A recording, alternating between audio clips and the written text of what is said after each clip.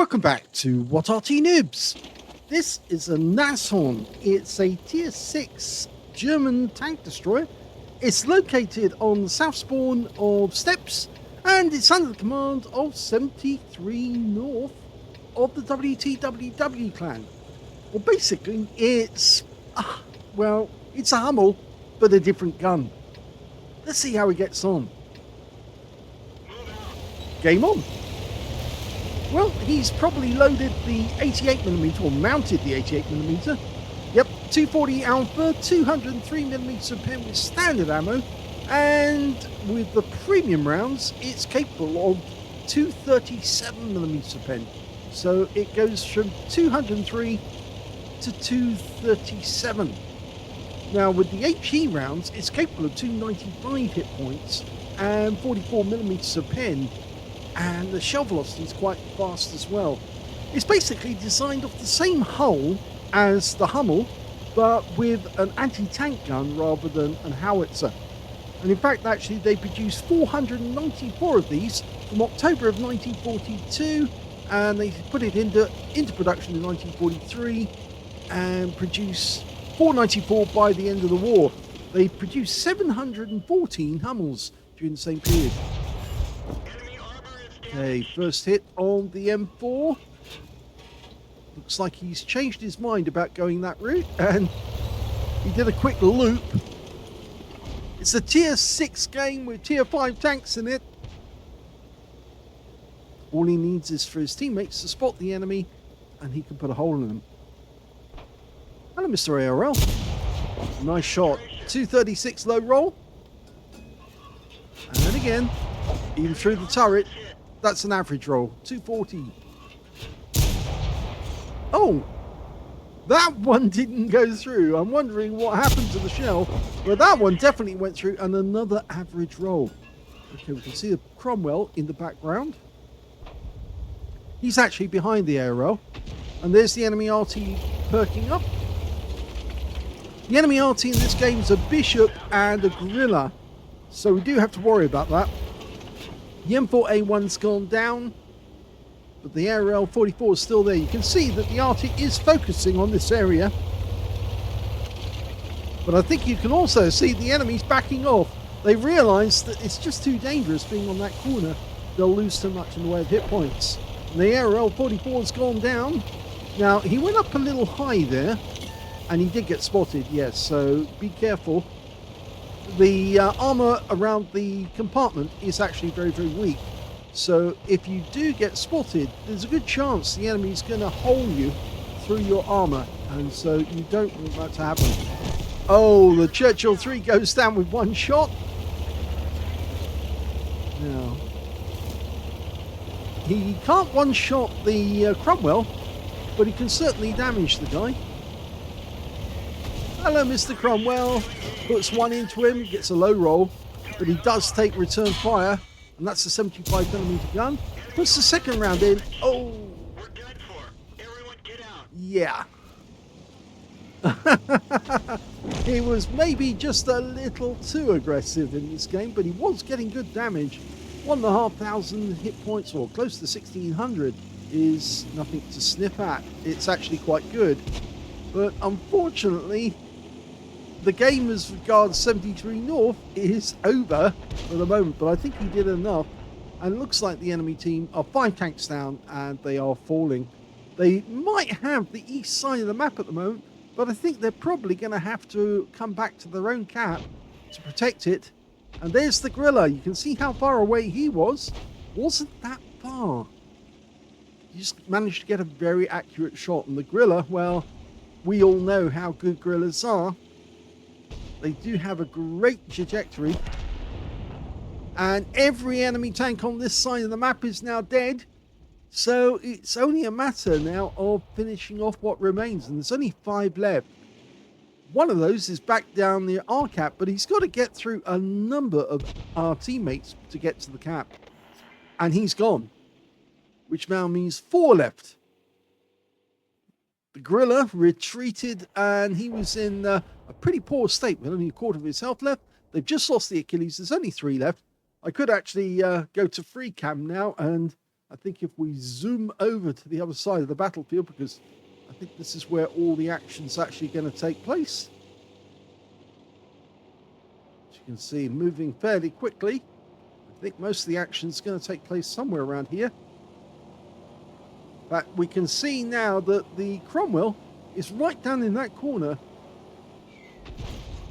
And in fact, actually, he's just come towards us. So he's just below us. He's just got wiped out. Most of the action is now taking place here. Yep, there's two of them. The last two. The Guerrilla's about to go. He's gone.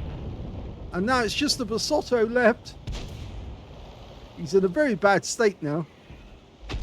And even Arty's trying to get him. And does hit him. And he's gone. That's it. Game over. It's a win.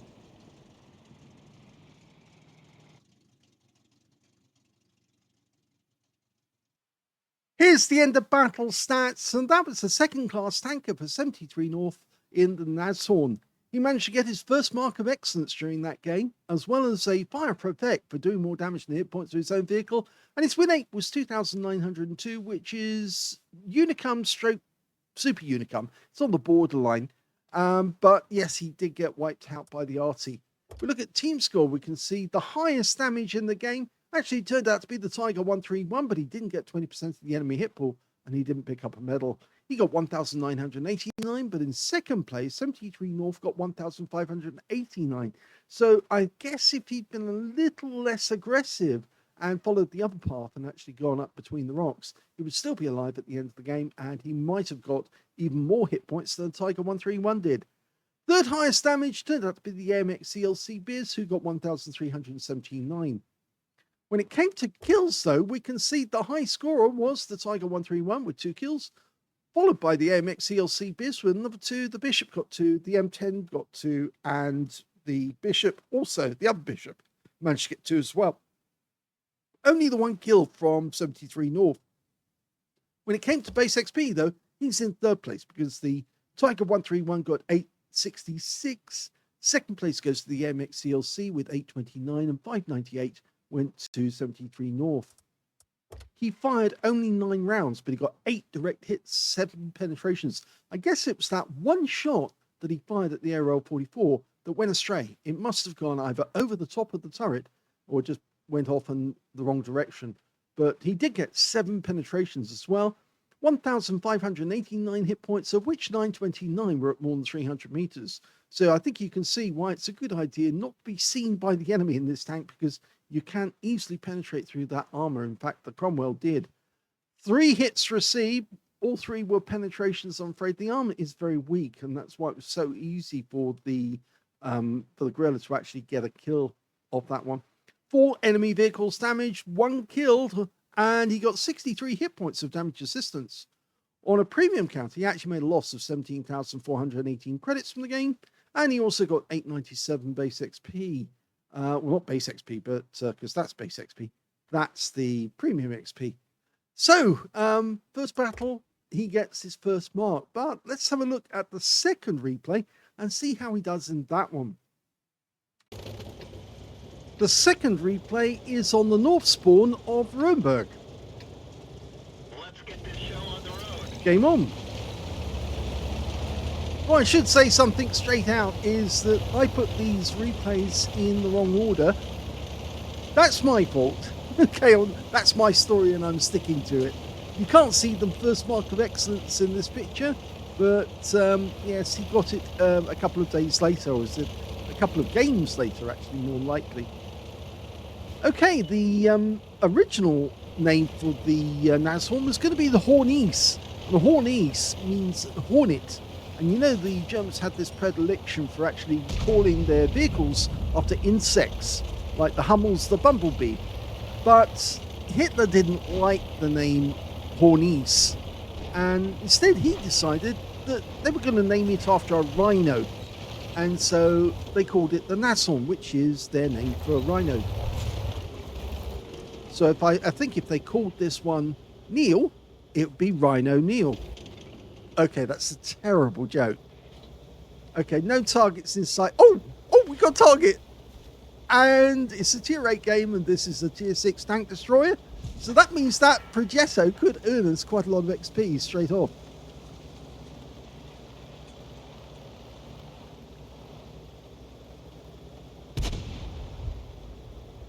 Oh, this is a difficult shot, but he makes it.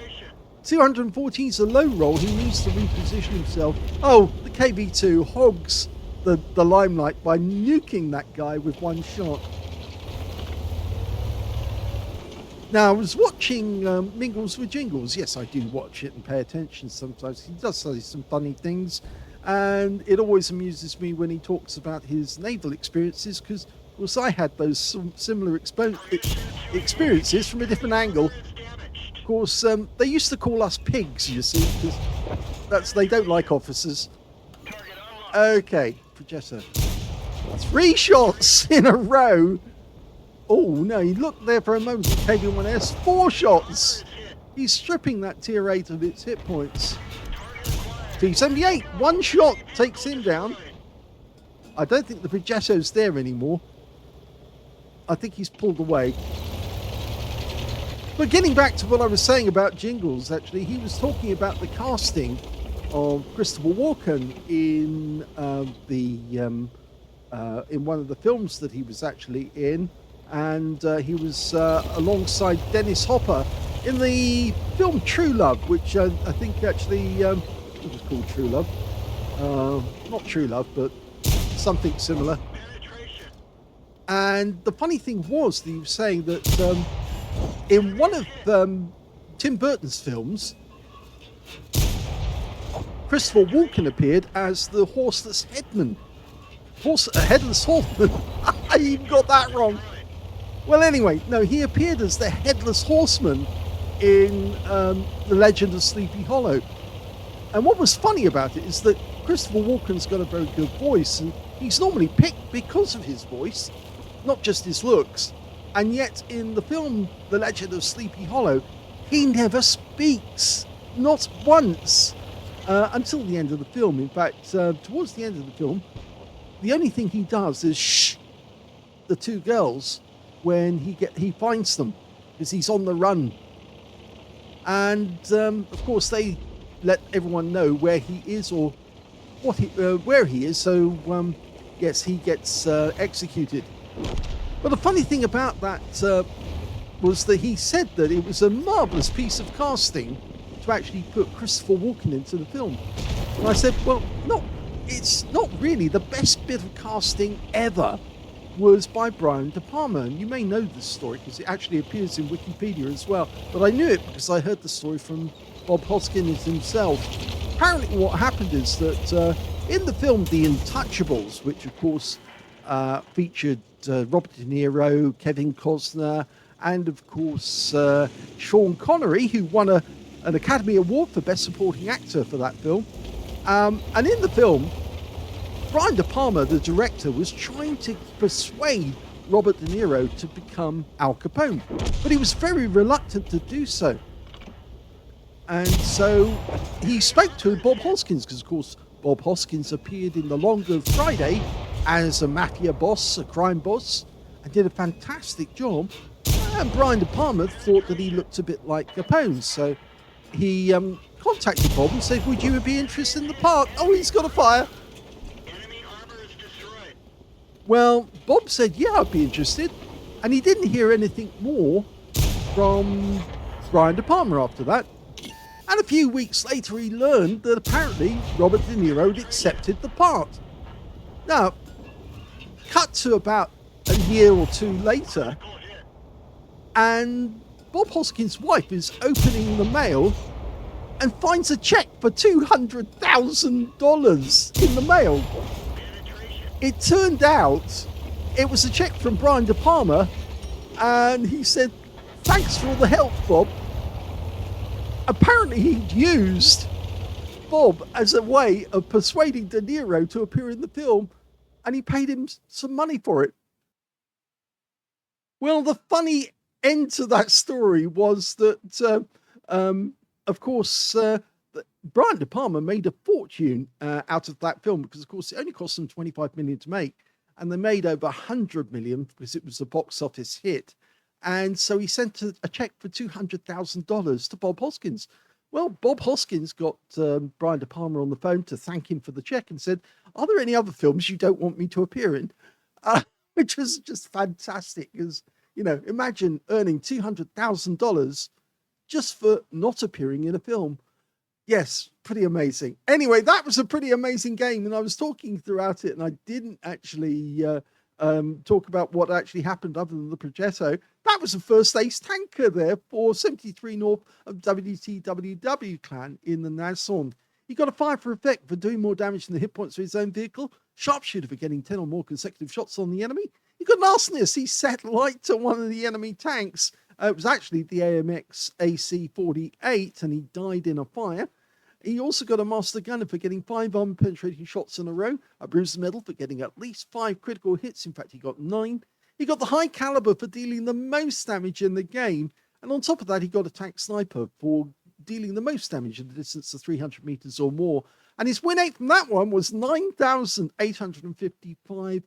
A very, very good game. Super Unicum and a lot more. And he literally just minced the enemy, but they really didn't see him because he was very careful not to give them a chance to shoot at him. And therefore, that's why I think he managed to do so much damage in the Nashorn. You try not to be seen in this tank because it is very big and it sticks out like a sore thumb and it's very easy to penetrate.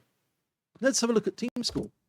Well, we can see the highest damage in the game was 3,853 hit points, and that went to 73 North. Second highest damage was actually that AMX AC-48, which is almost like a Foss, you might say, in the fact that it can discharge a lot of rounds very quickly. 2,697 hit points of damage to him. And the third highest damage went to the KV-3 on 73 North's team with 2,030. When it came to kills, though, we can see the high scorer was 73 North. He got 3 kills. So did the Striv M4257, who also got 11 Slayer's medal. And the AMX AC-48 also got 3 kills as well, but didn't get any medals after that one. And in second place, we can see the M6 got 2, the KV-2 got 2, and only the SMB CC-56 got 2 on the enemy team. But when it came to base XP, just look at that, 1,274. And on top of that, the KV-3, which is tier 7, 1 tier higher, and he only got 1,002. They were the only 2 players who managed to get over 1,000 base in the game, and that means that 73 North got the top in all 3 columns on this game. So third place, by the way, goes to the Striv M4257 with 894. He fired 20 rounds, got 17 direct hits on these, and 16 penetrations. 3,853, all of it at more than 300 meters. You see, long-range shooting means he was safe because the enemy couldn't work out where he was. 6 enemy vehicles were damaged, 3 were killed, 267 hit points of spotting assist in that one, or damage assist. On a premium count, he actually made a profit in this one, 10,045 credits, and he also took away 5,733 experience points after getting a 3,822 mission completion event. So very well done. And you can just see the massive, well, it's not a massive improvement because I have to, as I said, it was actually, that one was the second replay and this one was the first replay. So yes, he's actually a little too aggressive. I think 73 North needs to remember this thing doesn't really have much in the way of armor and it's very easy to hit. So stay at the back and support your teammates, but don't ever get seen by the enemy if you can help it. And if you are seen by the enemy, you're more likely going to die in the battle, especially if there's Arty in the game, because they know that Nashorns do blow up very quickly. And there's a big hole in the top of them where you can aim your shells to drop the hole in and take them out with one shot. So I hope you enjoyed those replays. If you did, please give this video a like. Do subscribe to our channel. Leave a little comment down below because it feeds the algorithm, especially if it's a Bob Hoskins story or mentions jingles or anything like that. And thank you for watching.